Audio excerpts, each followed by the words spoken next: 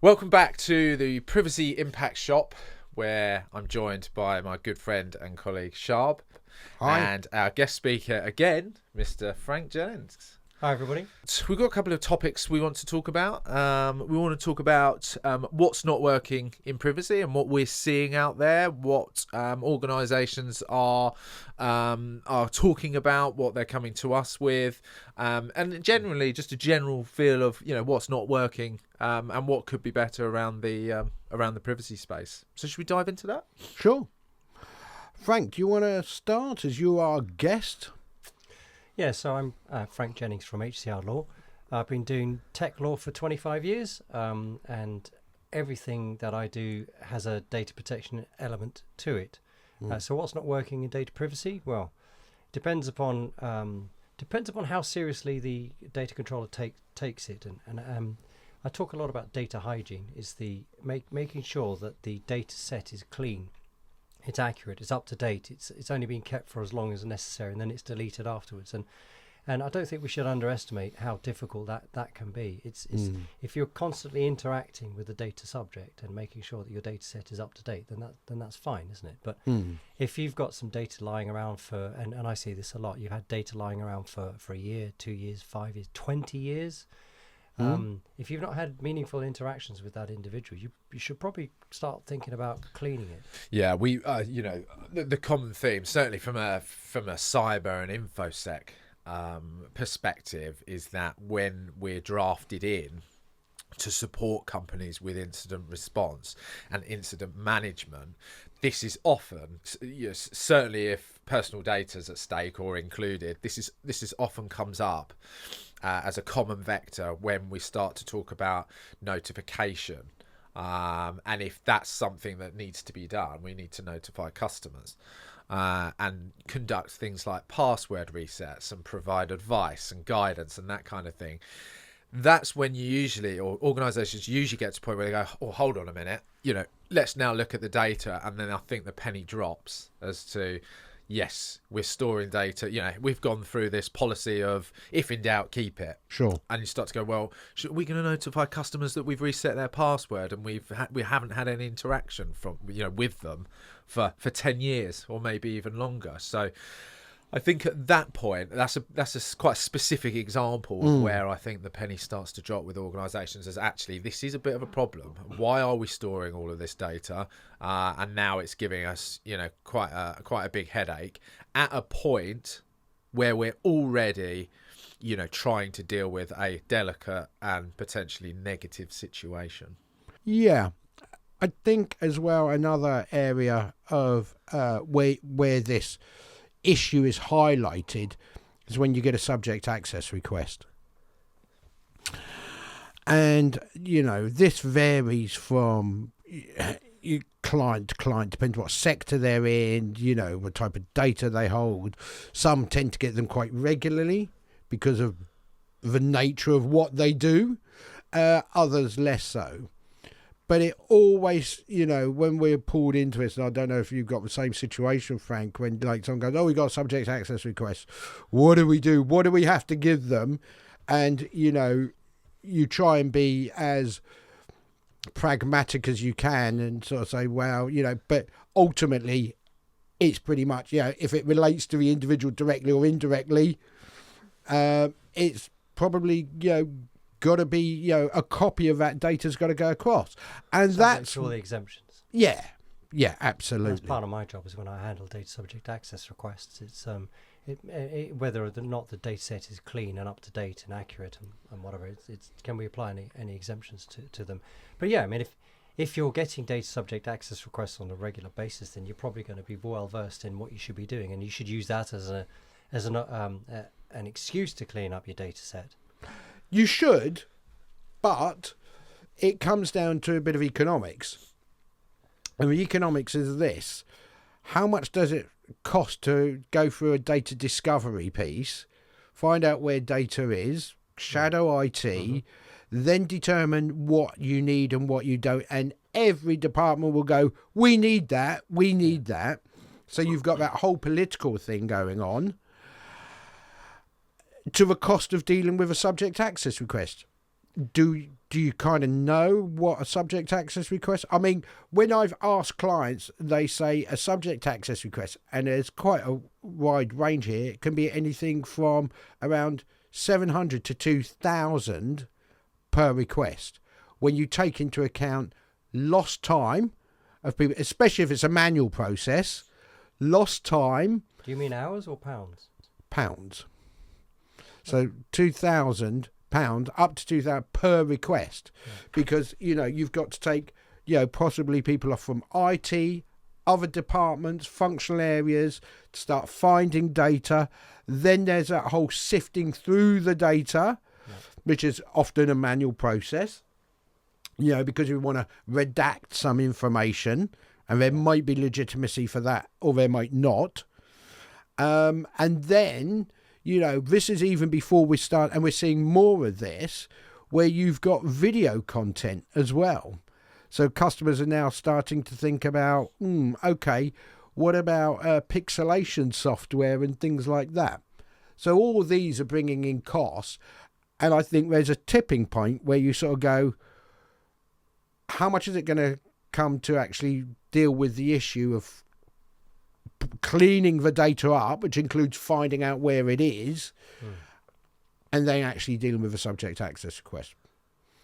You mentioned exemptions. What sort of exemptions might you sort of want to apply? First of all, if the data set is clean, then you're going to avoid the costs of having to store that data in the first place, aren't you? So Sure. Yeah, there's a cost of dealing with a subject access request and the data discovery element that goes with that. But if you don't have the data because you've cleaned it, not only do you not have to disclose it, provided your retention policy was accurate, but you're not paying for data for however long anyway. Yep.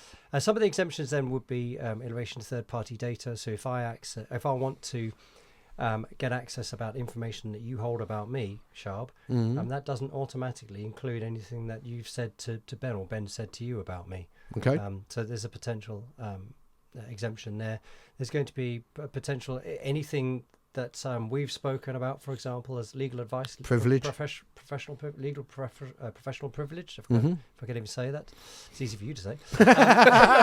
No, it isn't.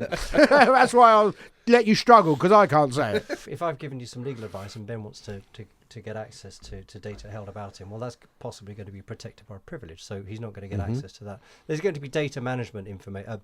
Management information in data held about a business, and there might be some negotiations that you're going to have with a data subject. So as part of an exit, for example. So there are a number of different exemptions which you would need to evaluate, not just chuck all the data straight out. You need to make sure that you're giving the right data, because if you're giving too much data or the wrong type of data, or not exercising your exemptions properly, then you could cost the business anyway. Yeah, 100%. I'm interested on one of the exemptions and the guidance that's come out around.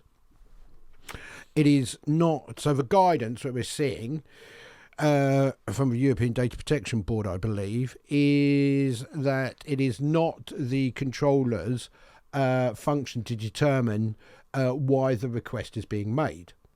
No, and I get to see this a lot as from a legal perspective, of course, that this is run in tandem with litigation. So litigation will have its own discovery element. So as part of a litigation process, we get access to certain data, and that follows the normal process. What happens is in tandem with that, an individual will make a subject access request to say, well, I want that data, and we know that that's only being made as a in conjunction with the litigation which is over here, whether that's whatever it happens to be, an employment claim or otherwise. But yeah, you're right. The ICO doesn't really care, and I tell clients that we know it's happening because of the litigation, but the ICO doesn't care. You have to take it on its own merits, which is that the data subject wants access to their data, and it could be to check the correctness of it, the lawfulness, completeness. But what they're looking for is a smoking gun to help with the litigation. But that's not. Can't ask that, can we? No, that's not relevant. So why do you want your data? Is it because to find a smoking? No, that's irrelevant. So if that's for guidance and that's the position, where does that overlay with? Because I'll be honest with you, I'm a little bit, depends on the client, depends on what the situation is. Where does that sit with manifestly unfounded request?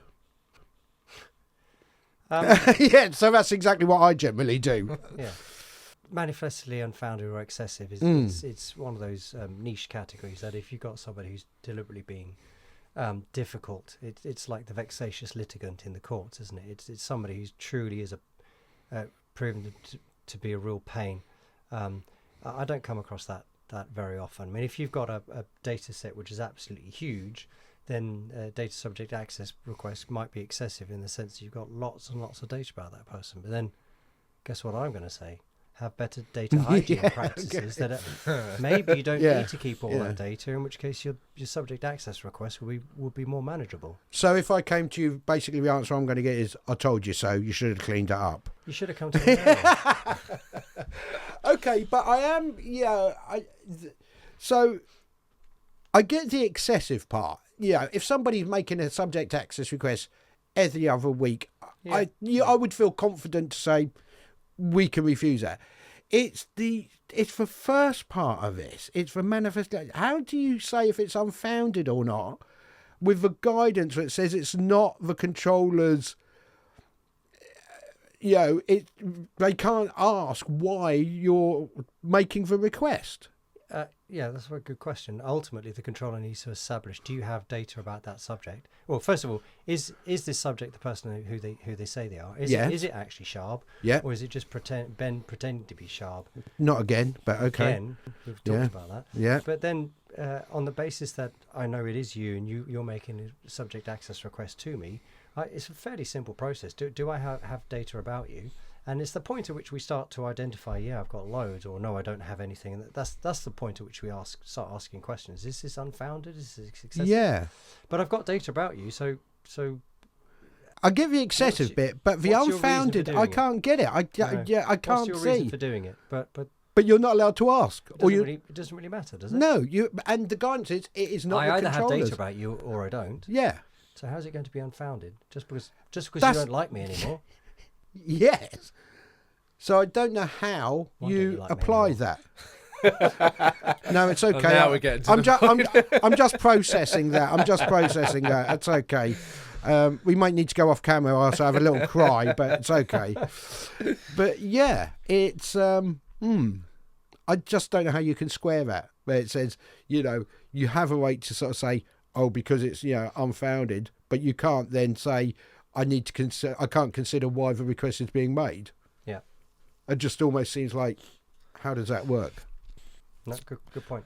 So moving on, I guess this leads us quite nicely into, perhaps how challenges and success stories of building good, positive privacy cultures within business. And I think part of this stems from, well, let's just keep, everything forever. Data wise, and that might be coming from commercial reasons, which not when you dig into that, it's not always the case, but it might be just poor and lack of good culture around data protection and data privacy. So what are we seeing out there within our customers and generally within the market around challenges and success stories with building good privacy culture within businesses? I think let's look at what a negative impact that drives good behaviour. So if there's been a data breach, that generally drives good behaviour after the breach, or it drives a change, an approach, because suddenly it's moved up the agenda. Yeah, depending upon the outcome of that breach. But sure. Yes, yeah. I mean, a typical lawyer would always say it depends. Yeah. Yeah. If you take it seriously and there is some real world impact as a result of having been breached, and maybe there's an investigation with the ICO, now you're worried that either the ICO is going to do more than just rap you on the knuckles and actually issue a fine, then yes, you're definitely going to take it more seriously as a result of that. Well, with that said, I mean, we've been involved in plenty of cases, and I think some have been, obviously more severe than others. But I can think of a few examples where we've discussed and thought, well, this is definitely going to instigate change, and on some of them it hasn't. So no, and I think, I mean, you mentioned, the action, and you're right in terms of that. You're absolutely right, because just because there's been a notification, just because it's been a breach, does not necessarily start that change, because it's what the regulator's going to do.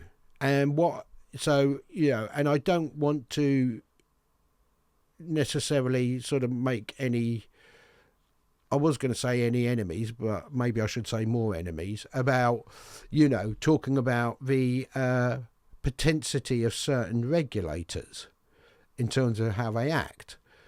But if you look at, say, someone like CNIL, or, some of the German regulators, or the Polish regulator, I think if you were operating, they were your lead supervisory authority, and you had to notify them, you would probably be quite concerned that action was coming your way. Whereas maybe some of the other regulators, not so much. I like to think the ICO is fairly pragmatic, and they will take enforcement action, and they will investigate. But ultimately, they're reasonably pragmatic. But that doesn't mean that just because they're pragmatic, you've got a free-for-all in the UK. Not at all. If you go back to basics, it's supposed to be privacy by design. You're supposed to bake privacy into everything. It's not just, and this is one of the challenges that businesses might face. We are how many years now down the line into GDPR, 8 years or so. Mm-hmm. It doesn't mean that we're all compliant now. It doesn't mean that we've still got best practice or privacy by design. So I think some of the challenges that businesses are going to face is making sure that they bake it into the data set from the start. It's how you collect it, how you process it, what you use it for, how long you keep it for. And it's not just the data protection manager or DPO's responsibility. It's the responsibility of everybody. And ultimately, as they'll find out once you have a breach, is the responsibility of the board. You can't just push this onto insurance and hope that will pay out. I absolutely agree. I'm not disagreeing with any of that. And we do have a sort of, the European Data Protection Board, there to try and get, some sort of form of consistent approach on actions as well. So, regardless of any, statistical or actually perceived approach by regulators across, the jurisdictions, we are starting to get some sort of consistency in their approach. If we look, just the last one, where the DPC took action against LinkedIn, that was initiated by the French supervisory authority that contacted them and said, we've been notified of this from an agent, from a charitable organisation. You're the lead SA in this because they sit, in your neck of the woods. Off you go. So, action is, being taken. But, you're absolutely right. It's more than just enforcement action. And, the idea of incorporating privacy by design and data protection by design, data protection by default, I tend to find there's a lack of understanding about what that actually means. Personally, I don't know what your sort of view of it is. Well, it depends on the stage in the market that the business is. If they're coming into it as a startup, then they're too busy trying to make sure that the lights stay on and they don't get booted out of the premises. So compliance often follows down the line somewhere. And then the more established businesses who are able to keep the lights on now and are able to pay rent, then they've got to start looking at some of these things. There's a decision making curve, isn't there? At some point you're going to have to start paying attention to this and this, and this might not be data privacy today or data protection today. That might be something down the road, down the line on your roadmap. And that's a good way to approach it. So not everybody takes data protection as seriously as GDPR requires them to yet. Well, that I guess would be, because without going too off piece, that's the thing about, we have a comprehensive system. We've got one, data protection regulation. If personal data, it's covered, and fantastic. Maybe one of the downsides of that, and if you look at, say, a US sectorial model where they've got, regulations, depending on what sector you're in, COPA, GLBA, HIPAA, etc., they can be more targeted and specific on what those requirements are in that sector. I'm not necessarily saying which one's right or wrong, but there are, benefits to, having a very targeted industry-specific regulation as opposed to something which is more broad. The downside is people don't all have the same level of protection, obviously. So I think just drawing this back to the original point, I guess, and that's around, implementing and ensuring positive culture, privacy culture within organisations. Regulation's one way to do it, but I think it's clear and obvious, and we probably all agree that just putting a regulation in place doesn't bring in a good culture. No. I think it stems from the people, and we see it within our customer base.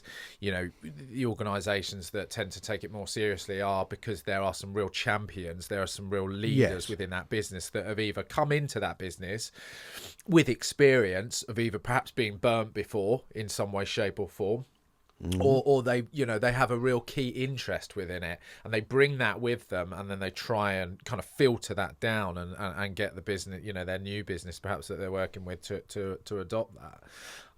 But it absolutely stems with the people, and I think with the right people, that's the absolute starting point of any sort of positive privacy culture. 100%. You need I think you hit the word, the word is champion.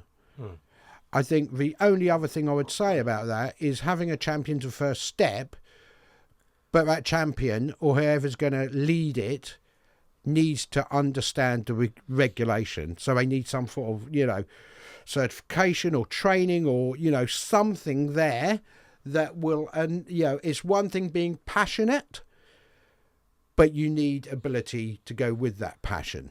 Yeah. There's a little bit of carrot and stick, isn't it? The stick is the regulation, and the carrot is normally how can we make money by having a clean data set or privacy by design, or looking after individuals, or reducing money by not having massive data subject access when we don't have loads of data to respond to. So, and how can we get a march over our competitors by doing using data in this particular manner? Yeah, absolutely. Yeah. So look, I think we're going to go for a bite to eat now. I think we've earned a bit of lunch at last. So this has been the Privacy Impact Shop. Thank you very much to our guest Frank, and thanks again, Sharb. Pleasure. Frank, where can our listeners and viewers hear more about you or see more about you? Yeah, so I'm Frank Jennings. I'm on the HCR Law website. I'm also on my blog, the aiandcloudlawyer.com. Thank you very much. And of course, you can subscribe and you can access our podcast on all the major platforms, and you can hear more or see more via our website, blackfootuk.com, and also our LinkedIn channels. Thank you very much, and we'll see you on the next one. Take care. Cheers. Thank you.